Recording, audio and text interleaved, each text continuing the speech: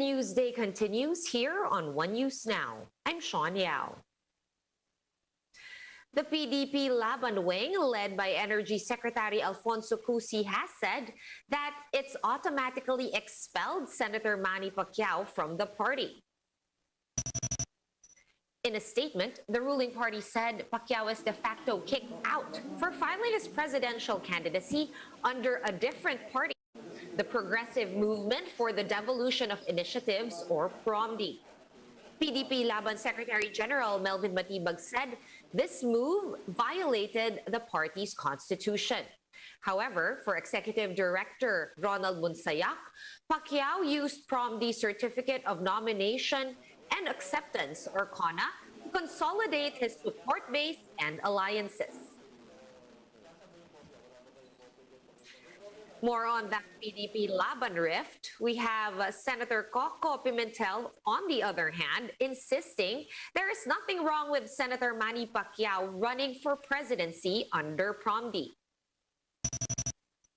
Pimentel said the two political parties were part of the MP3 alliance with the Pacquiao-founded People's Champ movement for the 2022 elections. The senator also cited a PDP-Laban resolution which allows Pacquiao to use PROMDI's CONA to consolidate support. Pimentel said the issue being propagated by the Cusi faction is just for their own political propaganda. Former Senator Jinggoy Estrada has filed her Certificate of Candidacy, or COC, for senator. Estrada is seeking a comeback after losing in the 2019 midterm elections. He is currently facing a plunder case over the pork barrel scam, but was granted bail back in 2017. And Senator Richard Gordon is worried that Pharmally executive Mago might hamper the probe into her company, as she is currently under house custody. In a radio interview, Gordon said Mago's attendance at the Senate hearing is crucial because of her testimony on claiming checks from the Budget Department. Mago earlier went incommunicado after confirming to the Senate committee that Pharmally was tampering with face shield expiration date.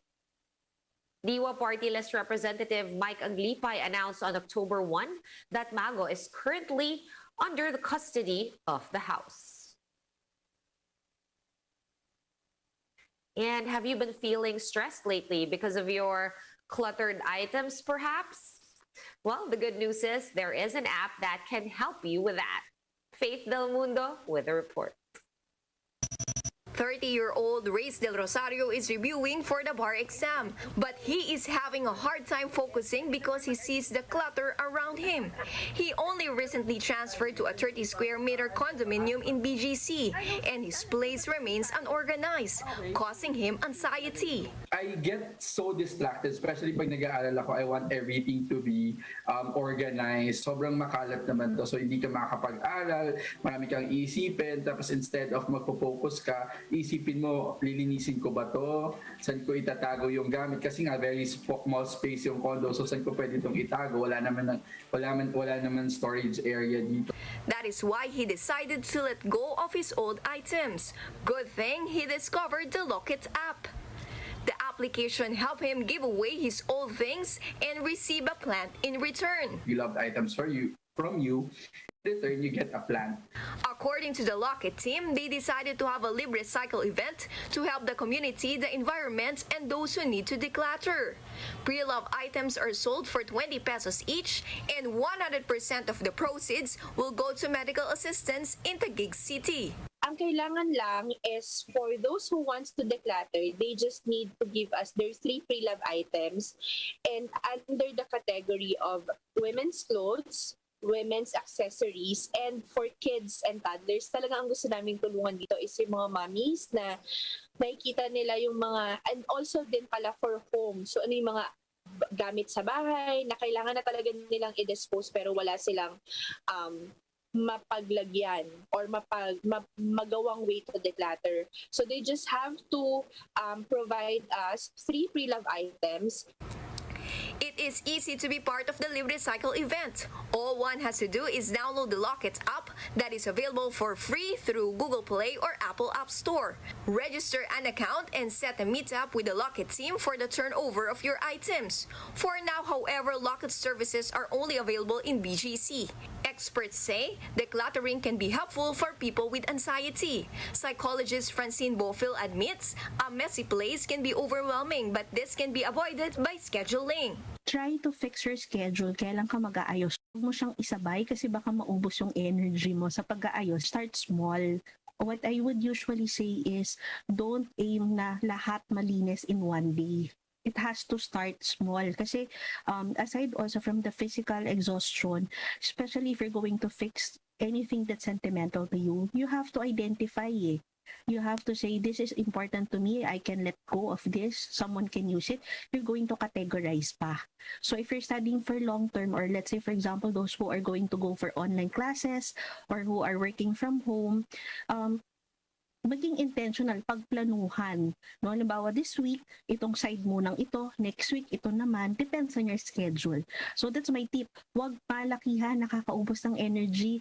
But she advised if the anxiety is affecting daily routines, it is better to consult professionals. Anxiety, as I've mentioned, is always normal. But when there is excessive response already, then that is no longer normal.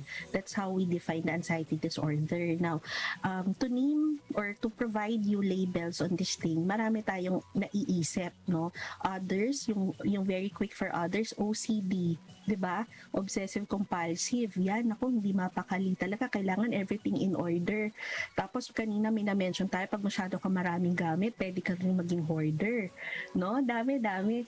Tapos pwede ka rin na yung GAD ka mismo, talagang lahat na anxious ka, so can no longer do what you are supposed to do because you're so preoccupied with all of these things.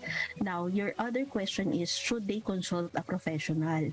Of course, let's normalize. Consulting a professional doesn't mean you are, or something is wrong with you. But if it is bothering you and it is not something you can open up with people you trust, there's nothing wrong to consult.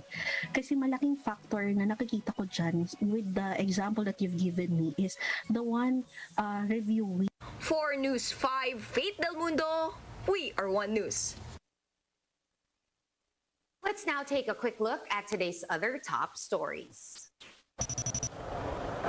Davao City Vice Mayor Sebastian Duterte has filed his certificate of candidacy as a re-electionist. Baste said it is up to the people of Davao if they still want him to be their vice mayor. Enzo Oreta has also filed his certificate of candidacy for mayor of Malabon City. His brother, the incumbent Malabon Mayor Lenlen Oreta, earlier announced that he will no longer be running in the 2022 elections. And PNP Chief Guillermo Eleazar reminds cops to not explicitly support any local or national candidates in the elections. Under election law, members of the police force are prohibited from participating in any partisan political activity.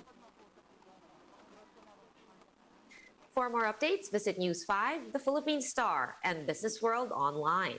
Visit our website, onenews.ph, for more in-depth analysis. You can also catch One News on the Signal Play app. Register for a free account at www.signalplay.com and stream One News live anytime, anywhere. I'm Sean Yao. Masks on, wash hands, and stay safe, Philippines. We are One News.